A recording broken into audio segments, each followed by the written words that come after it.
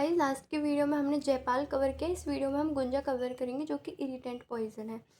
गुंजा का botanical name है एवरेस पेक्टोरियस and इसकी जो फैमिली है वो है फेवेसी।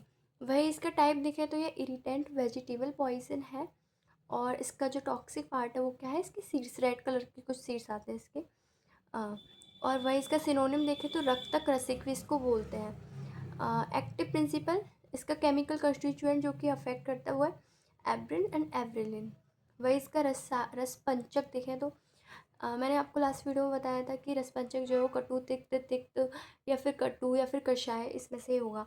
तो इसका जो रस पंचक है तिक्त कषाय रस एंड कटु विपाक एंड उष्ण रस एंड लघु रूक्ष तीक्ष्ण गुण रहेंगे। मोड ऑफ एक्शन की बात करें तो it causes irritation and inflammation to the mucous membrane of GIT। जैसे जयपाल भी यही कॉज कर रहा था कि इरिटेशन कॉज कर रहा था GIT में। सेम ये भी क्या करता है कि irritation and inflammation of mucous membrane of GIT after injection of crust seeds. तो इसके जो सीड्स रहते हैं वो पॉइजनस रहते हैं। तो अगर क्रस्ट सीड्स हम इंजेस्ट करते हैं तो वो टॉक्सिक रहेंगे और वो ये करेंगे। आयुर्वेद के अकॉर्डिंग देखें तो आयुर्वेद क्या कहता है, जैसे इसका रस क्या है, तिक्त कषाय, कटु, इस तरीके से विपाक है, उष्ण है, तो दैट मीन्स ये पित्त को बढ़ाने वाला है। और पित्त को बढ़ाने से क्या होगा कि पित्त को बढ़ाने वाला है यानी कि उष्णता, उष्ण वीर्य है ना। तो इससे क्या होगा, अन्नवय श्रोतस की दुष्टि होगी। तो अन्नवय श्रोतस पर शोफ एंड पाक रहेगा, है ना। और वही अगर देखें अगर इसे मांसगत यानी कि इंजेक्शन के थ्रू या फिर मांसगत देने से तीक्ष्ण स्वभाव से रक्त मांस की दुष्टि करेगा। वही देखें इसकी थेरेप्यूटिक डोज तो वो है 60 to 100 मिलीग्राम क्रस्ड सीड्स। और फैटल डोज देखें तो इसके सीड्स हैं 1 से 2 सीड्स भी पॉइजनस रहते हैं, टॉक्सिसिटी कॉज कर सकते हैं एंड लाइफ थ्रेटनिंग रह सकते हैं। वही बात करें फैटल पीरियड की तो वो 3 to 4 डेज।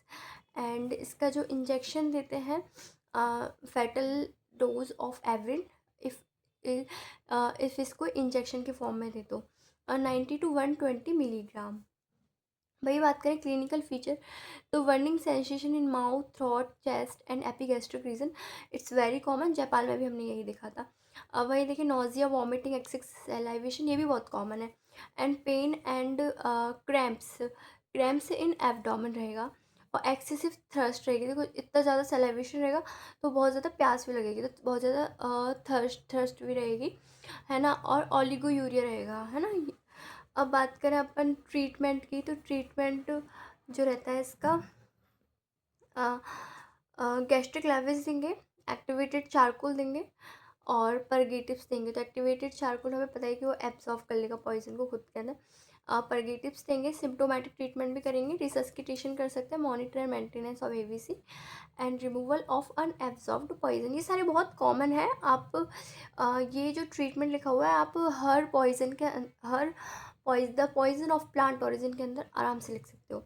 हाँ वही बात करें एंटीडोट की, बस एंटीडोट जो है वो डिफ्रेंशिएट कर सकता है तो वो है हरित की कषाय। एंड